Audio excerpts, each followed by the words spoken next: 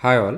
तो ये लेक्चर में हम डिस्कस करेंगे कि डीप न्यूरल नेटवर्क क्या है। ठीक है, हमें डीप न्यूरल नेटवर्क की ज़रूरत क्या है, और फिर फाइनली हम उसका वर्किंग फिर से एक बार रिवाइज करते हैं विथ फार्मूलाज। ओके, तो सबसे पहले हमने न्यूरल नेटवर्क को डिफाइन किया था, राइट, कि न्यूरल नेटवर्क यानी बेसिकली इस तरह से मल्टीपल लेयर्स का एक नेटवर्क, और हर एक लेयर में इस तरह से वन और मल्टीपल यूनिट्स या न्यूरॉन्स हो सकते हैं। ठीक है, और जो हमारा इनपुट लेयर है यानी जो हमारे इनपुट्स है उसको हम कहते हैं इनपुट लेयर। ठीक है, जो आउटपुट जनरेट करता है उसको हम कहते हैं आउटपुट लेयर, और इन बिटवीन के लेयर्स को हम कहते हैं हिडन लेयर्स। ठीक है, और ये हिडन लेयर्स वन या मेनी हो सकते हैं। ठीक है, तो ये बेसिकली हमारा न्यूरल नेटवर्क या आर्टिफिशियल न्यूरल नेटवर्क था। ठीक है, तो अभी हम बात करते हैं कि हम इसको डीप कब कहते हैं, यानी डीप न्यूरल नेटवर्क कब कहते हैं। ठीक है, तो फॉर एग्जांपल अगर से मेरे पास एक या दो इस तरह से कुछ हिडन लेयर्स होते हैं तो जनरली हम इसको कहते हैं कि शालो नेटवर्क। ठीक है, यानी बेसिकली ये स्मॉल न्यूरल नेटवर्क है। ठीक है, लेकिन अगर हमारे पास इस तरह से मल्टीपल हिडन लेयर्स है, से फॉर एग्जांपल टेंस या हंड्रेड्स, ठीक है, तो फिर हम उसको कहते हैं डीप न्यूरल नेटवर्क, क्योंकि जब भी इसका processing from left to right होगा तो काफ़ी सारे स्टेप से उसको गुजरना पड़ेगा। ठीक है, तो वो काफ़ी ज़्यादा डीप होगा। ठीक है, तो इसीलिए हम इसको कहते हैं कि डीप न्यूरल नेटवर्क। ठीक है, तो अभी इसका कोई बेसिक फार्मूला नहीं है कि कितने लेयर्स को हम जनरली कि डीप कहते हैं, क्योंकि वो एडवांस होते जा रहा है, राइट। जैसे जैसे हमारे कंप्यूटिंग रिसर्च और टेक्नोलॉजी एडवांस होते जा रही है तो नंबर ऑफ लेयर्स हमारे न्यूरल नेटवर्क में और उनका साइज ग्रो होते जा रहा है। तो फॉर एग्जांपल जो नेटवर्क को हम 2 साल पहले डीप कहते थे अभी वो हमारे लिए शैलो हो गया एंड सो ऑन। ठीक है, लेकिन इन जनरल कंसेप्ट यही है कि अगर आपके पास बहुत सारे नंबर ऑफ लेयर्स है, स्पेशली हिडन लेयर्स, राइट, तो ऐसे न्यूरल नेटवर्क्स को हम कहते हैं कि डीप न्यूरल नेटवर्क या deep neural net in short form. Okay okay,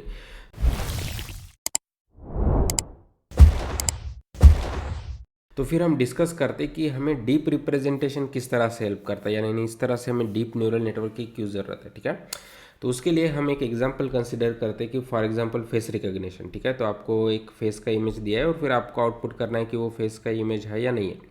ठीक है, या बेसिकली डिटेक्ट करना है कि किसका फेस है, राइट। तो वैसे केस में अगर हम न्यूरल नेटवर्क बनाते हैं तो वो जनरली इस तरह से वर्क होता है कि इससे फॉर एग्जांपल इनिशियल लेयर्स वो लर्न करते हैं एकदम simple structures like edges, right, कि नोज़ का एज होगा वर्टिकल, राइट, या बेसिकली चीन का होगा हॉरिजेंटल एंड सो ऑन। तो इस तरह से वर्टिकल हॉरिजेंटल एजेस या डायगोनल एजेस वो लर्न करता है। ठीक है, फिर नेक्स्ट लेयर बेसिकली वो एज रिप्रेजेंटेशन को कंबाइन करके स्मॉल बेसिकली सब पार्ट्स आइडेंटिफाई कर सकता है, जैसे आपका आई हो गया, ईयर हो गया, नोज हो गया एंड सो ऑन। ठीक है, फिर नेक्स्ट लेयर में इन सबको कंबाइन करके वो फेशियल का कुछ पार्ट लर्न कर सकता है एंड सो ऑन, राइट, और फिर फाइनली इन सभी को कंबाइन करके कंप्लीटली फेस वो रिकॉग्नाइज कर सकता है। ठीक है, और इनफैक्ट शायद वहाँ पे एक पेपर भी है जहाँ पे उन्होंने इस तरह से हर एक लेयर का रिप्रेजेंटेशन और विजुअलाइजेशन काफ़ी अच्छे से डिस्कस भी किया है। तो लेकिन आइडिया इज़ दिस कि अभी हमें पता है कि जब भी हमारे पास मल्टीपल लेयर्स है तो हर एक layer simple simple simple form से लर्न होके जाके फाइनली वो बेसिकली कॉम्प्लेक्स चीज़ लर्न करता है। और बहुत सारे साइंटिस्ट ये भी मानते हैं कि हमारा ब्रेन भी इसी तरह वर्क करता है। ठीक है, लेकिन इस तरह से जब भी हमारे पास इस तरह से डीप रिप्रेजेंटेशन या डीप न्यूरल नेट्स है तब बेसिकली क्या होगा कि हम ये स्मॉलर्स या सिंपल स्ट्रक्चर से लर्न होते होते जाके इवेंचुअली हम कॉम्प्लेक्स बेसिकली स्ट्रक्चर लर्न कर सकते हैं। ठीक है, वाइल ट्रेनिंग। ओके, तो इसीलिए डीप रिप्रेजेंटेशन हेल्पफुल है और it's more commonly use and popular nowadays. Okay,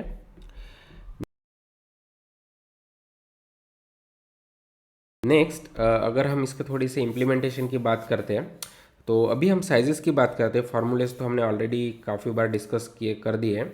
ठीक है, लेकिन इट्स लाइक फॉर आपके जब भी आप इम्प्लीमेंट करते हैं तो ये आपका एक रेगुलेटरी चेक के लिए कि आपके जो भी पैरामीटर्स उनका शेप क्या होना चाहिए ताकि आपको पता चले कि आपका इम्प्लीमेंटेशन एक्यूरेट है एंड सो ऑन। ठीक है, तो फॉर एग्जांपल अगर हम बात करते कि एल यानी for given layer L, okay, तो से फॉर एग्जांपल इनपुट लेयर को हम जनरली काउंट नहीं करते तो उससे उसको कहेंगे 0, first hidden layer as A 1, second hidden layer as A 2 and so on, right. Okay, तो उसके जो भी यूनिट्स के डब्ल्यू एंड बी पैरामीटर्स है तो उनका साइज़ ये होता है कि अगर फॉर एग्जांपल लेयर एल का डब्ल्यू का पैरामीटर्स तो उसका साइज़ ये मैट्रिक्स होता है of size N L comma N L minus one, ठीक है। एन यानी नंबर ऑफ यूनिट्स, तो उसमें जितने भी यानी वो लेयर में जितने भी नंबर ऑफ यूनिट्स है वो उसके नंबर ऑफ रोज रहेंगे। और बेसिकली कॉलम्स कितने रहते हैं बेसिकली उसका इनपुट, तो वो बेसिकली क्या होता है कि हमारे प्रीवियस लेयर में जितने न्यूरॉन्स है वो तो N of L minus one, ठीक है। और बी पैरामीटर क्या होगा, इसमें सिर्फ एन एल रहेगा, राइट। तो ये it's like vector not a matrix, तो उसका N L by one shape रहेगा, ठीक है। और जब हम इसके ग्रेडियंट्स लेते हैं तो gradients will be of same size, ठीक है। तो जो भी डब्ल्यू का साइज होगा वही हमारा ग्रेडियंट्स का होगा, same for B and so on, ठीक है। और फाइनली हम कैलकुलेट करते हैं जी एंड ए, राइट। तो जी का बेसिकली साइज क्या होता है, तो बेसिकली हमारा ये फार्मूला है डब्ल्यू डॉट एक्स, ठीक है। और डब्ल्यू का ये शेप और एक्स का इनपुट का शेप अगर हम इसको कंबाइन करते हैं तो अगर आप देखोगे तो इसका भी size N L by one रहता है, यानी जो भी बी का साइज़ है। तो यानी जब भी हमारे एक आधे लेयर में जब भी हम जी कैलकुलेट कर रहे हैं, ठीक है, तो उसमें जितने भी न्यूरॉन्स होंगे या सेल्स होंगे तो वो बाय वन उसका साइज़ रहेगा और सेम फॉर ए, ठीक है। तो ये शेप्स अंडरस्टैंड करना इंपॉर्टेंट है फॉर बेटर अंडरस्टैंडिंग और फॉर आपके चेकिंग के लिए भी, ठीक है। ओके और finally implementation point of view अगर हम फॉरवर्ड और बैकवर्ड फंक्शंस को अगर हम देखते हैं तो इसका प्रोसेसिंग इस तरह से रहेगा। ओके तो पहले लेयर में क्या हो रहा है, तो इसका इनपुट हमारा एक्स है जिसको हम जीरो भी कह सकते हैं, ठीक है।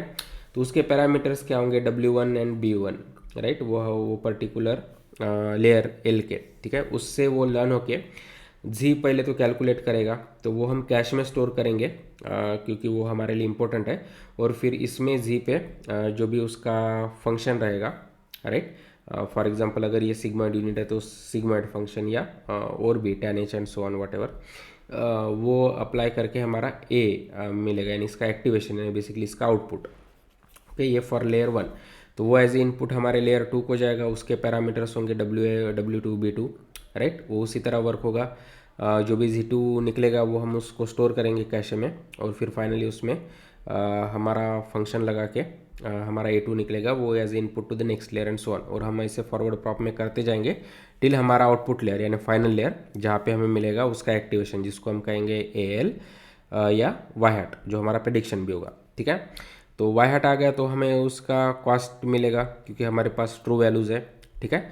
और फिर हम उसका ग्रेडियंट्स निकालेंगे, gradients of cost with respect to A जिसको हम डी ए एल से डिनोट करते हैं, ठीक है। और वो एज ए इनपुट जाएगा बैकवर्ड प्रॉप के लिए, ठीक है। तो फॉरवर्ड प्रॉप के लिए इनपुट क्या था एक्स और बैकवर्ड प्रॉप के लिए इनपुट क्या होगा ये gradient, right, derivative of cost with respect to A L, ठीक है। तो वो एज ए इनपुट जाएगा हमारे लास्ट लेयर को, अगेन उसके पैरामीटर है डब्ल्यू एंड बी एल, ठीक है। और फिर उससे हम लर्न करके तीन चीज़ें मिलते हैं, ठीक है। पहले तो D A of L minus one, ठीक है। तो इनपुट था डी ए एल यानी ग्रेडियंट्स ऑफ ए एल, और फिर हमारा आउटपुट होगा gradients of A L minus one, ठीक है, जो इनपुट जाएगा नेक्स्ट लेयर को। उसके साथ साथ हम ग्रेडियंट्स निकालते हैं ये वेट्स का भी कि डी डब्ल्यू एल और डी बी एल, ठीक है।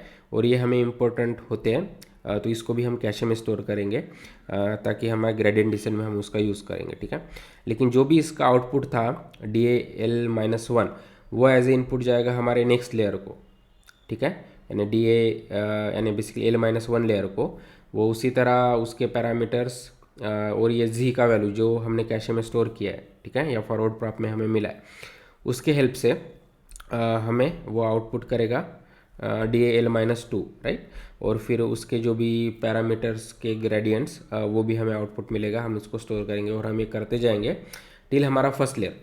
तो हम डी ए जीरो भी कैलकुलेट कर सकते हैं लेकिन इसका कोई यूज़ नहीं होता है, लेकिन इंपॉर्टेंट थिंग कि जो भी पहले लेयर के पैरामीटर्स का gradients W one and W B two वो हमें चाहिए तो वो हम कैलकुलेट करेंगे, ठीक है।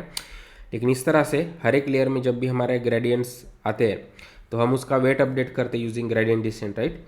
ये डब्ल्यू एल फॉर एग्जांपल अगर हमारे किसी लेयर का एल लेयर का डब्ल्यू है तो उसको हम किस तरह से अपडेट करते हैं कि माइनस अल्फ़ा जो हमारा लर्निंग रेट है और फिर वो डी डब्ल्यू का ग्रेडियंट जो हमने वो बैक प्रॉप में कैलकुलेट किया है, ठीक है। सिमिलरली फॉर बी कि बी एल माइनस अल्फ़ा और फिर उसका ग्रेडियंट एंड सो ऑन, ठीक है।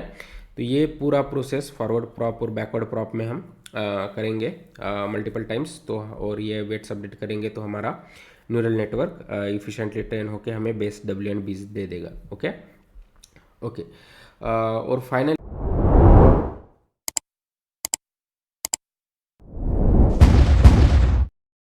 ये फॉरवर्ड प्रॉप किस तरह से कैलकुलेट होता है वो हमने ऑलरेडी कई कई बार डिस्कस कर दिया है। तो फॉर एग्जांपल किसी भी लेयर एल का अगर मुझे जी निकालना है तो जो भी उसका वेट है डब्ल्यू एल, राइट, फिर उसका dot product with A of L minus one जो यानी आउटपुट ऑफ प्रीवियस लेयर है plus B of L parameters of current layer B parameter, right.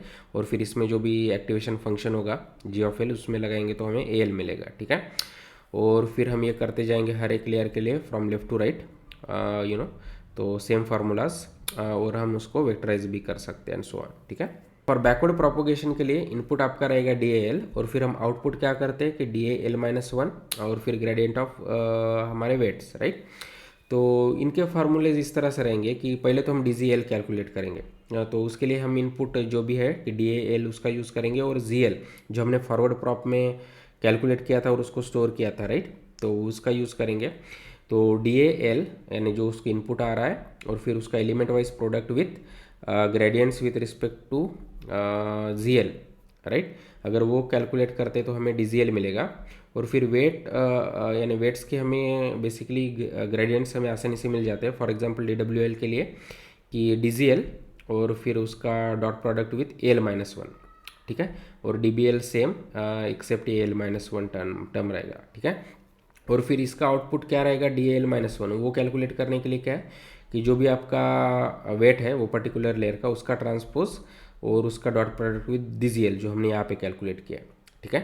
तो ये फोर बेसिकली फार्मूलाज होंगे या प्रोसेसिंग होगा हर एक लेयर का ड्यूरिंग बैक प्रॉप, ठीक है।